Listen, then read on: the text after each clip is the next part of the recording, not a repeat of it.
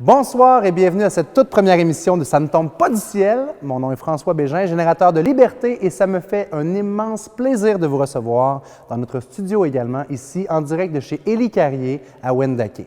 On est très content de vous recevoir pour une série de 6 épisodes dans lesquels on va vous parler de frustration financière, d'entrepreneuriat, de succès, de liberté, bref, tout ce qui ne tombe pas du ciel. Ce soir, pour la première émission, on va vous parler de récupérer l'argent qu'on vous doit. Est-ce qu'il y a des gens qui vous doivent de l'argent? Si c'est le cas, laissez pas ça traîner. Allez la chercher, cet argent-là. On va en parler ensemble avec Aline Tardy, notre coach formatrice sur la relation à l'argent.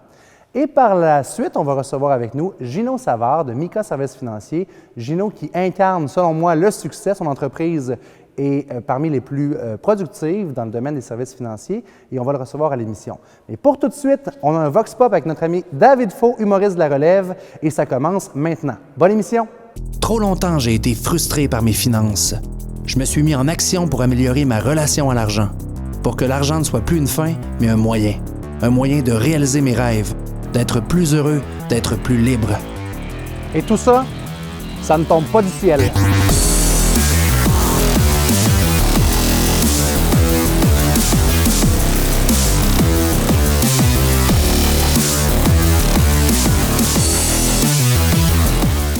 Est-ce que pour vous, l'argent, c'est tabou? Ça peut être tabou, oui. OK. Quel est votre NIP? Non, c'est pas vrai, c'est pas vrai. C'est pas vrai. Pensez-vous être confortable après la retraite? Après la retraite, ça va être la mort. Non, je niaise. Et si je dis le mot portefeuille? Oh! Oh! Ça, là, Hey! non, j'ai pas besoin de dépenser, non. Est-ce que tu penses que Batman serait aussi héroïque s'il n'y avait pas tout son argent? T'as de l'argent, lui? Oui, il y en a pas mal, ouais. Qu'est-ce qui pourrait vous aider à devenir plus riche? Qu'est-ce qui pourrait m'aider? Ah, Oh! ouais. C'est vraiment humoristique, hein, vous dites? Supposé, Ben, OK. on essaye. Peut-être rencontrer Donald Trump. D'après vous, qu'est-ce que les gens pensent des gens riches? Est-ce que vous êtes riche? Qu'est-ce qui vous aiderait à devenir plus riche? Gagner au loto? Merci beaucoup.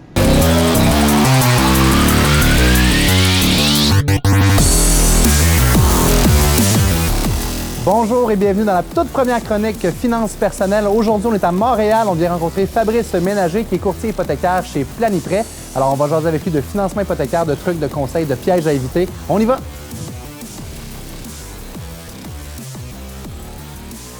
Alors, on est avec Fabrice. Bonjour Fabrice. Bonjour François, Merci de nous recevoir dans tes bureaux. c'est un vrai plaisir. Tu es courtier hypothécaire. Ça fait combien de temps que tu fais ça? Ça fait 12 ans. 13 ans au Québec et 12 ans dans le domaine. Quand même, tu as de Ouais. l'expérience, tu en as vu toutes les couleurs. J'en ai vu beaucoup, effectivement, de toutes les sortes. Ouais. Tu es arrivé de la France il y a 13 ans en même temps pour démarrer ton entreprise ici. C'est ça qu'on parlait tout à l'heure? Oui, totalement. Dans les mois qui ont suivi mon arrivée au Québec, j'ai décidé de travailler dans le prêt hypothécaire. Est-ce que tu trouves qu'il y a une différence entre l'Europe et le Québec, la façon qu'on gère l'argent? Oui, il y a une très grosse différence. Elle est d'ordre culturel et elle impacte beaucoup les finances. C'est que les Français, dans leurs défauts et leurs qualités, vont être de gros épargnants. Alors que les Nord-Américains, les Québécois en particulier, ont tendance à un peu plus dépenser, à utiliser la maison comme levier, ce qui est bon pour l'économie, puisque ça stimule l'économie, ce qui peut être un handicap lorsqu'il y a des crises. Si jamais les valeurs viendraient qu'à baisser, on pourrait être à risque à ce moment-là.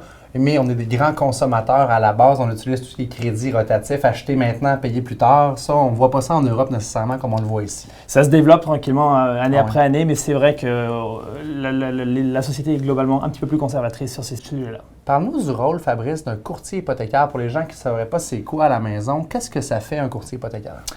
Un courtier hypothécaire, ça réalise le rêve des gens. Aussi simplement que ça. Un magicien, finalement? Exactement. Non, mais le courtier hypothécaire est là pour permettre aux gens de faire l'acquisition de leur propriété ou de développer une stratégie d'investissement immobilier. Le tout de façon, en termes de conseils, qui soit le plus neutre possible. Le courtier hypothécaire travaille dépendamment des agences avec une vingtaine d'institutions bancaires, toutes les grandes banques reconnues, Pour en nommer quelques-unes, TD, Scotia, National, Laurentienne, ou une banque qui n'est pas une banque, mais qui ressemble à une banque, Desjardins. Et également des prêteurs directs. Certains appellent ça des prêteurs virtuels, j'ai moins l'appellation. Donc ces banques-là ont vocation à prêter via le canal courtier exclusivement. OK. Quel genre de prêteurs sont des prêteurs virtuels? Il y en a qu'on connaît ou... Oui, le grand public commence à connaître First National, MCAP. Dans l'Ouest canadien, on va parler de Merix. Donc c'est des grands prêteurs canadiens qui prêtent environ 10 à 20 milliards à travers le Canada chacun. C'est très, très grands prêteurs. Parce que les gens ont peur, je pense, de façon générale, du prêteur virtuel. Le mot virtuel, à la base, fait peur aux gens quand il vient le temps de choisir une institution prêteuse, mais il y a des avantages à choisir un prêteur virtuel. Il y a beaucoup d'avantages. Premièrement, on s'aperçoit que les gens, lorsqu'on leur donne un parallèle avec ING Direct, qui aujourd'hui s'appelle Tangerine, réalisent que, tiens, on connaît ça et c'est pas si épeurant que ça. Et surtout quand on sait qui est derrière ces grosses institutions, on pense à la Caisse des dépôts, on pense à d'autres banques qui prêtent, tout est titrisé, c'est-à-dire qu'on prend les portefeuilles d'hypothèques et on les amène sur les marchés financiers. C'est le même fonctionnement que vont faire les banques, sauf que les banques virtuelles ne font que de la titrisation. Ils n'ont pas leur propre argent dans leur coffre. De toute façon, à la base, pour être une banque au Canada, c'est tellement légiféré qu'on ne peut pas s'improviser, être une banque du jour au lendemain. Quel conseil tu aimerais donner à nos gens qui nous regardent au niveau de l'hypothèque pour rembourser de façon accélérée plus rapidement? C'est important d'aller avec une institution qui est relativement flexible.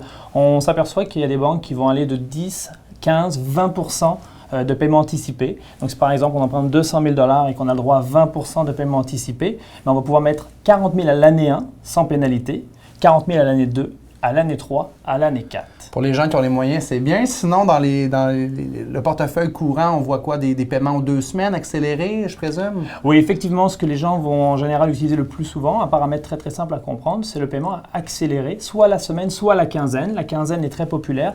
L'effet est le même sur l'hypothèque en termes de capitalisation. Donc, quinzaine accélérée, très recommandée. En fait, on va gagner 3,4 années d'amortissement sur une période de 25 ans. Et ça coûte souvent pas beaucoup plus cher. En fait, on fait juste se synchroniser avec notre paye, le dépôt de la paye. Exemple, s'il est le jeudi, le vendredi, on peut faire passer le paiement de l'hypothèque aux 2 semaines, puis ça paraît pas. C'est le coût d'un petit restaurant et puis on économise 3,4 années d'amortissement. Ça vaut la peine. Très intéressant. Vos conseils sont gratuits. Il n'y a pas de frais pour le consommateur en général. Le courtier hypothécaire est toujours rémunéré par les institutions bancaires. Il peut y avoir des cas d'exception, des dossiers difficiles, des dossiers où il y a si par exemple on parle d'un prêt commercial ou d'un prêt alternatif compliqué, difficulté dans le dossier, parfois il peut y avoir un petit frais. Celui-ci va être bien expliqué au client, va être marqué dans le contrat. Si ce n'est pas le cas, on ne fait pas affaire avec ces courtiers-là. Génial. Fabrice, merci beaucoup de ton accueil, puis au plaisir de se reparler. Merci François. À bientôt. Au plaisir.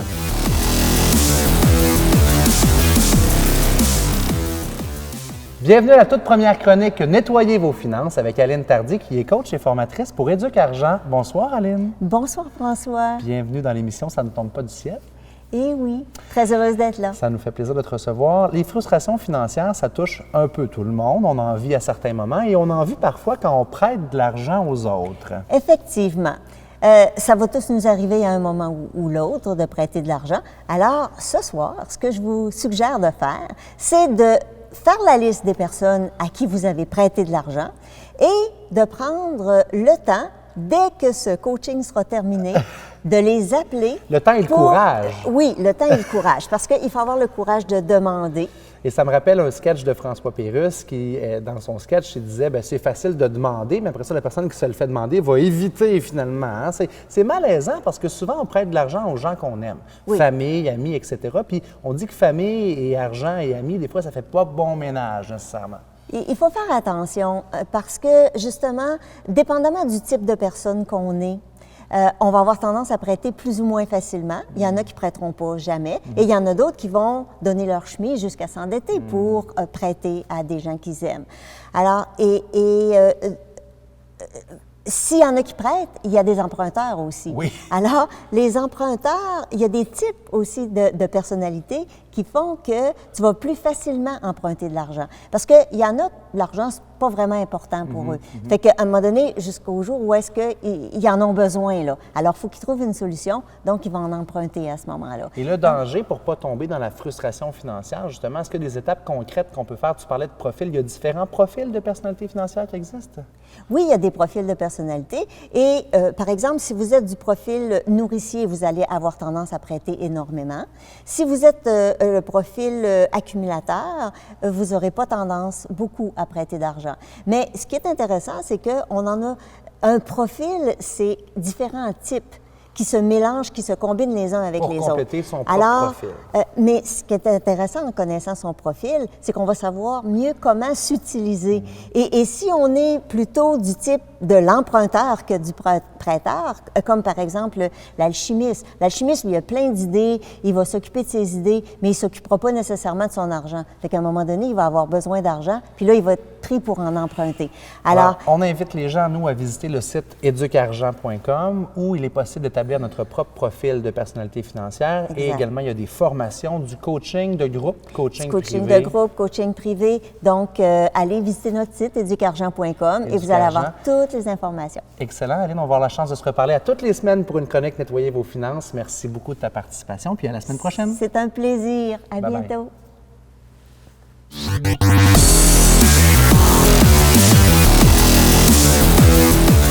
Alors, bienvenue à Sainte-Foy. On est ici dans les bureaux de Questions Retraite. On va aller rencontrer Olivier Carré, qui est coordonnateur de Questions Retraite pour la chronique Retraite. Alors, on est avec Olivier Carré. Olivier, merci de nous accueillir. Ça fait plaisir. On est chez Questions Retraite, un partenaire des débuts de l'émission Ça ne tombe pas du ciel. Merci de nous faire confiance. Bien, ça fait plaisir. Pour nous, on adore ça, les initiatives en littératie financière. Il y a un besoin, il faut qu'on soit là pour Il y a un pour grand aider les gens. besoin, puis c'est ce que vous faites chez Questions Retraite. Mais qui êtes-vous, Questions Retraite? Parce qu'il y a peut-être des gens qui ne vous connaissent pas. Bien, on est un organisme à but non lucratif. On a été créé par la Régie des rentes du Québec. Il y a déjà un peu plus de 13 ans qu'on est là. On sensibilise les gens en fait, à épargner pour la retraite. C'est un gros défi parce qu'en fait, on ne s'adresse pas aux personnes qui sont âgées qui sont tout près de la retraite. Ouais. On s'adresse aux gens qui entrent sur le marché du travail. On parle d'une clientèle de 18-45 ans. C'est les gens qui écoutent. Donc, c'est les gens qui écoutent, on peut oui. les saluer. Merci d'être là. Mais c'est important de vous sensibiliser à la retraite parce que il y a une version de vous-même dans le futur qui va souffrir si vous ne vous occupez pas de votre retraite présentement. C'est des sacrifices à faire dans le présent. Souvent, on vit dans le moment présent puis on aime ça, le petit restaurant de plus, le voyage de plus. Mais si vous ne pensez pas à vous dans le futur, vous allez souffrir. Oui, exact. Et en fait, à Question Retraite, ce qu'il y a également, c'est qu'on n'a pas de produits à vendre. C'est vraiment uniquement de l'information. On crée des outils. On est un groupement. Il y a une vingtaine de partenaires qui sont là, des organisations que vous connaissez, des institutions financières, des organisations gouvernementales aussi. En fait, bref, 20 organisations qui se regroupent supportent votre mission. Qui supportent notre mission et qui sont là pour vous aider, là, un peu tous les Québécois à épargner pour la retraite. L'épargne, c'est au nerf de la guerre quand on parle de retraite, évidemment. Oui. C'est vraiment le centre de la retraite, c'est l'épargne. Il y a plusieurs trucs, il y a plusieurs façons de le faire. Oui, exact. Nous, en fait, aussi à Question Retraite, ce qu'on trouve important, de par notre mission, c'est on ne veut pas dire aux gens sur le tard que c'est le bon moment d'épargner. On veut que les gens commencent très, très tôt à le faire. Dès qu'on entre sur le marché du travail, en fait, c'est le meilleur moment pour commencer à épargner. Avec les intérêts composés, on va sûrement pouvoir... Ça, c'est génial. La magie des intérêts composés, je prends le temps de l'expliquer si vous n'êtes pas au courant c'est quoi. Mais imaginez que vous mettez 1 000 $ de côté par année. Okay? C'est un petit montant, mais c'est quand même mieux que rien. 1 000 $ de côté par année. Si vous commencez à le mettre de côté à 10 ans avant votre retraite, il va avoir fait beaucoup, beaucoup moins d'intérêt que si vous commencez 20 ans ou 30 ans avant la retraite. Oui, parce qu'en fait, en mettant 1 000 $ très, très tôt, on a 1 000 $, mais après un an, on est peut-être rendu à 1 003 $. Mais les intérêts ne se font pas sur le 1 000 $ du début, mais sur le 1 003 $ qu'on est rendu, et ainsi de suite. Après 35 ans, c'est sûr que les intérêts, ils s'accumulent et ça devient quand même assez important. Donc, c'est cliché, on l'entend tout le temps, mais c'est vraiment un des secrets pour être, pas riche, mais je dirais être à l'aise au moins à la retraite, c'est de commencer le plus tôt possible. Ouais. Et ce qui est bien aussi avec l'épargne, c'est que ça nous permet de réaliser les projets qui nous tiennent à cœur. Quand on entre sur le marché du travail, nos projets, c'est peut-être davantage de voyager ou s'acheter une nouvelle auto ou autre. Par contre, pourquoi faire cette dépense-là ou réaliser ce projet-là en s'endettant si on peut le faire avec de l'économie? Mais ça, tu as 100% raison, Olivier. Mais la société aujourd'hui, malheureusement, elle nous rend ça facile, l'accès au crédit. Il y a des facilités de paiement partout. Tout ce qu'on achète. Récemment, je voyais des pancartes pour des pneus d'hiver. Acheter des pneus d'hiver, payez-les tant par mois. On le sait que des pneus d'hiver, c'est à prévoir l'année prochaine. Donc, on peut mettre de l'argent de côté en épargnant. Oui, exact. Sur notre site web aussi, questionretraite.ca, ce qui est intéressant, c'est que pour les différentes clientèles qu'il y a, en fait, selon les projets que vous voulez réaliser, si vous voulez acheter une maison, avoir des enfants ou autre, on a vraiment des conseils qui sont spécialisés au projet que vous voulez réaliser dans les prochaines années.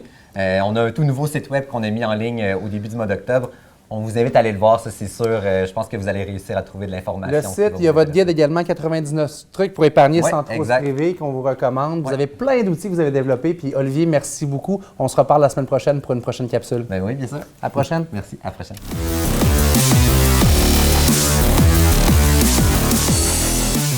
Gino, bonjour à l'émission. Gino Savard de Mika, bienvenue à l'émission Ça ne tombe pas du ciel. Merci. Merci beaucoup d'avoir accepté de présenter notre série d'émissions sur l'argent, le succès, la liberté. Vous connaissez ça, vous, le succès chez Mika? Je pense que pour la 4e année, vous êtes l'entreprise qui a le plus de croissance et c'est extraordinaire, ça. Oui, on fait partie du Profit 500 canadien depuis 4 ans. Donc, parmi les 500 entreprises avec la plus forte croissance au Canada. Combien de gens vous avez chez vous? On a 180 conseillers financiers qui sont nos clients.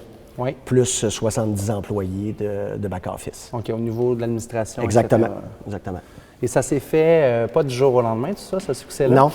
Non, c'est une histoire qui a bientôt 31 ans. Ça a été commencé de génération en génération. Oui, c'est ça. Moi, je personnifie l'American Dream, dans le fond. J'ai commencé concierge, maintenant je suis président. C'est arrivé par hasard comme ça, c'est très bien. Mon père a démarré l'entreprise. On est gaspésien, on a quitté la Gaspésie, venir à Québec pour démarrer l'entreprise. Mon père voulait démarrer un cabinet de services financiers. Est-ce qu'il faisait ça là-bas aussi en Gaspésie? Il était conseiller financier en Gaspésie, comme mon grand-père avant lui. Donc, travailleur autonome, là, un employé, tout seul avec son bureau à la maison. Puis il était travailleur autonome, mais il a vu une opportunité d'affaires au niveau du courtage, puis de réunir des services puis de l'accompagnement sous un toit, sous le même toit. Donc, c'est ça, on est déménagé à Québec, puis il a démarré l'entreprise. Puis 6 ans après, moi, j'avais un projet échoué d'entreprise, puis je suis arrivé par hasard pour lui donner un coup de main 1 mois, même pas. Ça, c'est 3 semaines. C'est le bout que tu étais concierge? Non, concierge, ça, c'était ma job étudiant. Au lieu de me donner une allocation, il m'a dit « tu vas travailler ». Ben oui. J'allais faire le Parce ménage. qu'il fallait t'apprendre aussi la valeur de l'argent. Oh oui, effectivement. Ça a été une façon très illustrée de le faire. Oui, c'est ça. Je suis arrivé par hasard, tu vois, pour lui donner un coup de main, puis j'ai tellement trippé que ça fait 25 ans que je suis là. Puis, parce que tu écoutais, j'imagine, ce qui se passait, puis tu as appris. Exactement. La liberté, pour toi, ta vie comment au quotidien? La liberté, c'est le plaisir de pouvoir choisir tes clients puis choisir tes collaborateurs. C'est ce qui est le plus trippant. De dire non, j'ai pas le goût de travailler avec cette personne-là, puis je suis pas obligé de le faire, puis je me sens pas obligé de le faire. C'est sûr que être son propre patron, ça a beaucoup d'avantages aussi, là. Ça permet de faire des choix, disons. Mais au niveau de l'agenda, quand tu as une entreprise comme la tienne qui vit une forte croissance, est-ce que tu réussis à avoir un équilibre quand même là-dedans avec la vie familiale? On pourrait demander à ta femme qu'est-ce qu'elle en pense. La majorité des gens diraient que non, là, que c'est pas très équilibré, mais moi je trouve ça très équilibré parce que je trippe comme un malade. Donc, ce que tu fais, tu l'aimes. Exactement. Puis je pense que je trouve le tour d'avoir quand même du temps avec ma famille, puis ça va bien. Puis par rapport à l'argent, la relation à l'argent, comment ça s'est transmis tout ça? Est-ce qu'il y a des choses que tu as appris qui sont hyper importantes? Oui, bien, en partant, je suis le fils d'un entrepreneur qui est prêt à être all-in dès qu'il croyait à son idée. Il était capable de se mettre all-in, peu importe la circonstance. Donc, j'ai un profil, disons, par rapport à l'argent un petit peu différent de lui. Là. Moi, je suis content. Ben, c'est ça, le risque, OK, d'accord, on en prend encore plein de risques, mais j'aime bien aussi avoir une base de sécurité. C'est sûr. Surtout pour ce que vous faites dans la vie. En fait, vous donnez ça aussi à vos clients, cette sécurité-là, puis cette liberté-là. Et au niveau du succès, je veux qu'on en reparle parce que quand je t'ai posé la question, qu'est-ce qui personnifie le succès pour toi? La réponse a été extraordinaire. J'avais 2 rêves dans la vie, c'était d'avoir des enfants et d'être à mon compte. Donc, j'ai réussi les 2, je suis très, très fier de ça.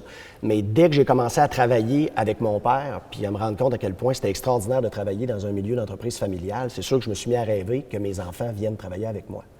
Puis maintenant, mes 2 plus vieux ont déjà commencé à travailler, puis se dirige tout droit vers l'entreprise familiale. Et même mon plus jeune, qui est malheureusement pas là, qui sera pas là avec nous ce soir parce qu'il est en vacances, lui aussi est intéressé. Donc, c'est ma plus grande réussite pour moi, c'est c'est d'avoir réussi à lui transmettre un bout de ma passion, puis que malgré le fait que le père travaille comme un fou, ils ont quand même le goût de venir. C'est extraordinaire, excellent. C'est ça. On les accueille? Oui, oui. Yann, tu es la 4e génération de Savard à travailler dans le domaine financier ou à t'enligner vers là. Qu'est-ce qui t'inspire dans ce que ton père fait? Bien, mon père et moi, on partage beaucoup on a beaucoup de points de vue en commun. Puis on a l'opportunité de jaser beaucoup à la maison. Puis mon père me parle beaucoup de comment est-ce qu'il gère ses employés, puis comment est-ce qu'il gère sa compagnie. Puis ce que j'aime le plus chez lui, c'est que c'est pas un boss tyrannique typique, c'est un vrai bon patron qui traite bien, puis qui rémunère bien tous ses employés, puis qui offre une extraordinaire qualité de vie à 70 personnes chez Mika. Puis je trouve ça vraiment, vraiment inspirant, puis j'aimerais ça être le même genre de patron que lui plus tard. Ça coule dans tes veines, Yann. Ben oui. Je te souhaite bon succès. Rebecca, toi aussi, l'entrepreneuriat, ça coule dans tes veines. Ben oui. Tu es déjà en affaires à 19 ans, ça c'est extraordinaire, et tu as décidé de comprendre ta relation à l'argent en établissant ton profil de personnalité financière. Qu'est-ce que ça t'a apporté, ça?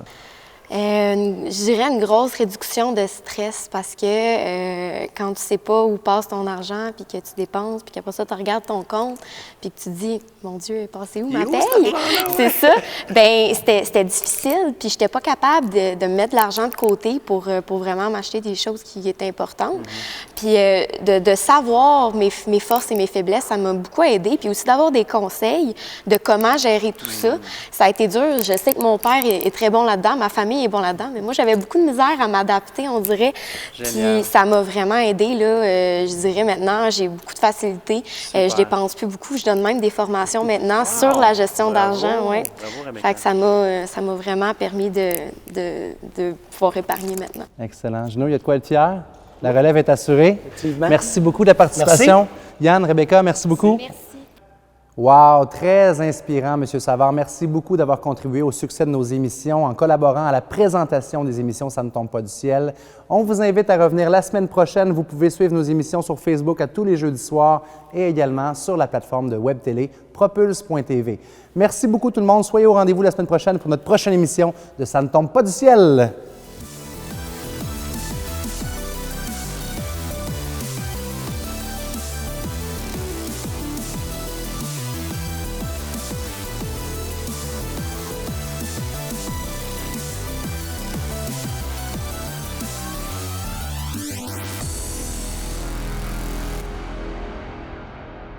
Pour voir tous nos épisodes, rendez-vous sur propulse.tv.